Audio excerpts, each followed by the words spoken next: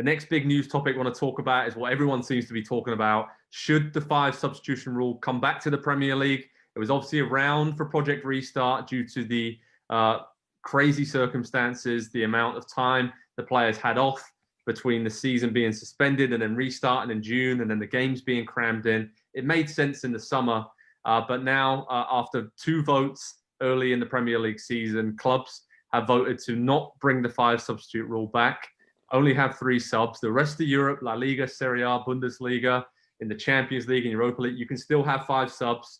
FIFA have relaxed those rules for the entire 2020-21 season. And that's upset Jurgen Klopp and Pep Guardiola. But Klopp in particular, I spoke to Klopp after Liverpool's draw away at Man City, and he was absolutely adamant that this is a necessity and there's no advantage to the big boys in the Premier League by having the rule go back from 3 subs back to 5. They were very passionate, both Guardiola and Klopp, and they were echoing a lot of thoughts from players, managers and players and people around these teams that really have been calling for more protection for the players. So here's what Jurgen Klopp had to tell me after Liverpool's draw at Man City. And yeah, you can tell he was not happy with the situation whatsoever. Look, it's in my understanding, it's a lack of leadership. So you go in a meeting like with all the different teams. The coaches are obviously not involved, and then Richard Masters says, "So we have that point here, 3 or 5 subs. What do you think?" The teams had to be. They have to understand. All the teams have to understand why it's so helpful. It's not an advantage. It's a necessity, 100%. So, and it's in all other countries it happens. So. And now here we make a bit more fun of the competition by having only 3 subs. That's really incredible. So we have to talk again, and that's why I say it's a lack of leadership, because Richard Masters sold it completely wrong, in my understanding. Going there and telling, so what do you think? What do you want? What do you want? Yeah, and then we have this situation. It's the only league, big league, where you have only 3 subs. Surprise. Yeah, gents. So as you could see, when I spoke with Jurgen Klopp, wasn't happy at all. Of course, Richard Masters, the Premier League chief executive, he was the guy who was focusing a lot of his attention towards saying that essentially the Premier League should just change the rules and there shouldn't be a vote out of the 20 teams, because now you need a 2/3 majority. So that's 14 out of the 20 teams to vote in favour of changing a rule. I think it's been up to towards 11 maybe voted in favour of having 5 subs. That's the closest it's got so far. So it's not too far away, but some of these injuries that are being picked up, as we saw, Trent Alexander-Arnold went down for Liverpool. Luke Shaw is out for Manchester United. A lot of players are going down with these muscular injuries just purely through so many games early in the season. What are your thoughts, Andy? Do you think Klopp has a point here? Do you think there's a chance that the Premier League just enforces this, given the extenuating circumstances of the current situation we're in? See, I agree with him that it's a necessity. Player safety and just player care as much as anything, and taking care of what are, at the end of the day, massive financial investments for these clubs is a necessity. I disagree that it is an advantage. It is an advantage for teams that have 5 subs of the quality that a Liverpool or a Manchester City or even Manchester United or Arsenal or Tottenham or the big clubs that have the big money and the big squads, they will have an advantage. And I think we saw that play out a little bit during Project Restart, where you can make 5 subs and affect the game in a much bigger way. My question would be this: the managers that are unhappy about this came into the season knowing what the rules were going to be. They know what the rules are now. So why are they not doing anything differently? Why are they continuing to play the same players twice and 3 times a week? I understand that it's, not preferable to play a backup anytime if you don't have to, but you kind of have to. Otherwise, you're going to then lose players to injuries, and then you're going to have to play that backup for a lot longer than you would for just the one game if you're going to rotate and give a guy a rest. Like Luke Shaw started 7 games in 22 days. What is Ollie doing? Of course he got hurt. Of course that's his job, is to manage the team and keep the play. That is your job. So I don't know, do your job. Yeah, it is worth pointing out that Tellers did contract COVID-19, so his backup left back in this situation, he couldn't rotate him in and out of the team. What about the 15 days prior to that, though? Exactly. So Anytime in there. Exactly. And so I want to add one point as well. So in Guardiola's comment after Klopp's comments, he came into the press conference on Zoom. We were chatting, and one of the final questions from a journalist was like, "Okay, you're so unhappy about using 3 subs, Pep, but you actually only used 1 sub today against Liverpool." And his answer was very short and along the lines of, "I can do what I want," and then he walked out. So there's some accountability there, like you said, Andy, for managers complaining about it on one hand, but then on the other hand, not really managing the situation. So, Nick, before I throw it to you, I want to add by saying that Richard Masters has been speaking to the UK government here, and this topic actually came up from MPs asking Richard Masters about a whole bunch of things, but the 5 sub rule, it's such a big topic here that he was asked about it. And he said that we've already voted twice for this not to happen amongst the 20-member clubs. And he cannot see it changing in the foreseeable future because that's just the overriding will of most of the clubs. So, Nick, should it happen? What are your thoughts? And where do you see this going in the future? Because clearly, like Andy said, there is a concern here for player welfare, isn't there? There is. I can see it going in any direction, and we've seen it happen here. It sounds funny when you bring that up, that MP thing, but SEC football, right? Like that was a big thing here earlier this year. Here's why I think it can work, and here's an argument for the smaller clubs to think about. They can lesser survive injuries, right? And I realize that it's not super congested, but think of it this way, and I'll go to a Newcastle angle. They lose John Joe Shelby to injury. They have nothing.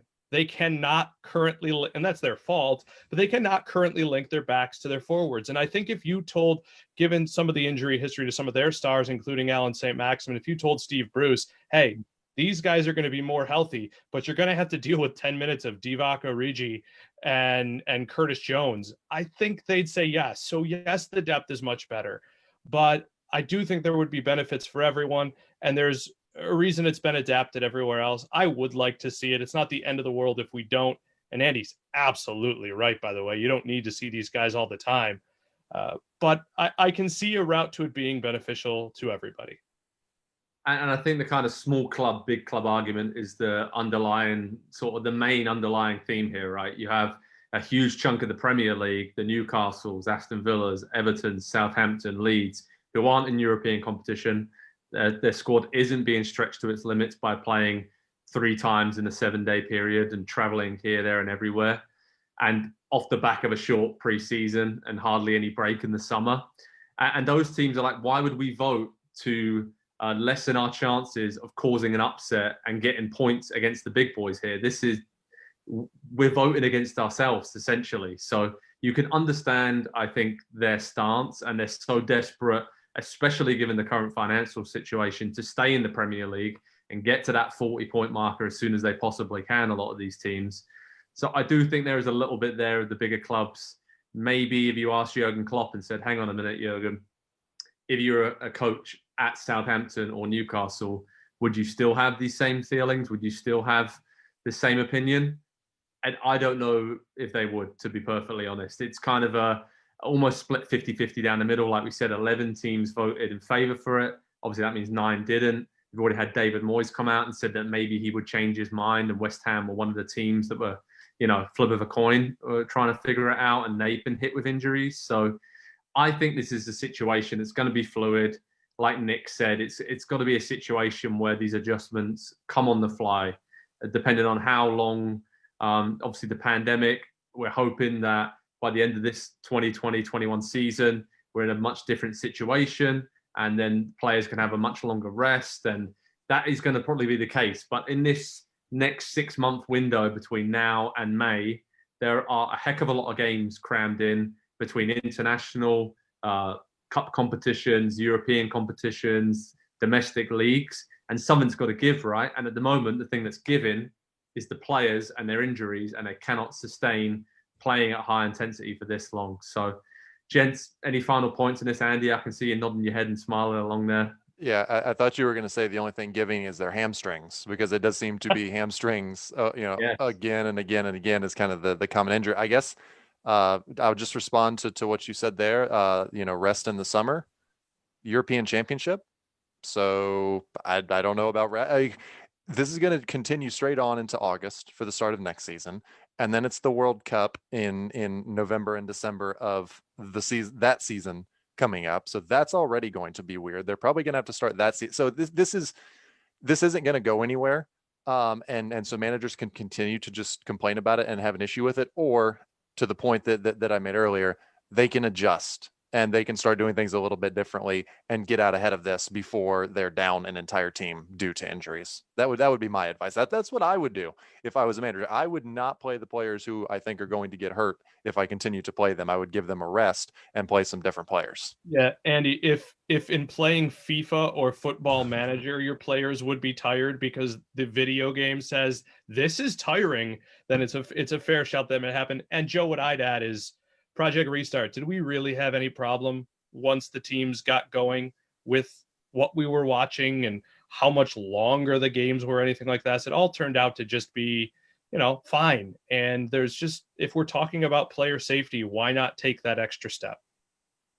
I think this is going to be something we'll talk about for the rest of the season, gents, and maybe even beyond that. Like Andy said, there's pretty much non-stop action throughout the summer months, building up to the 2022 World Cup in Qatar.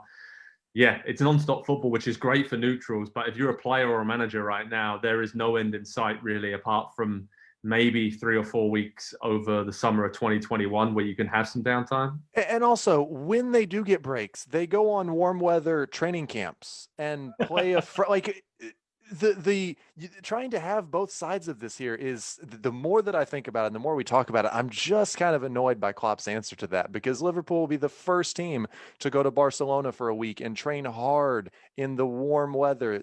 If they go out of the League Cup early or something and they have an open date, they're gone. They're in training camp.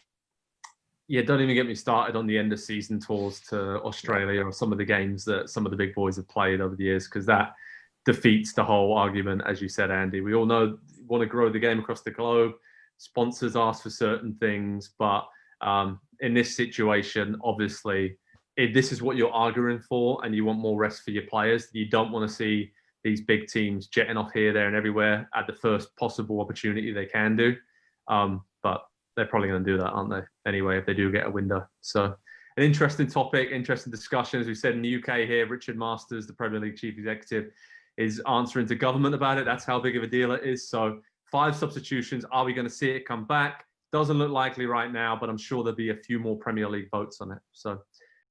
Hi there, I'm Rebecca Lowe. Make sure you subscribe to watch highlights all season long, and always join us every weekend at 7 a.m. on NBCSN for Premier League mornings. Plus, make sure you subscribe to Peacock Premium as well, where you can watch exclusively live 175 games and same-day on-demand replays of all 380 Premier League matches as well.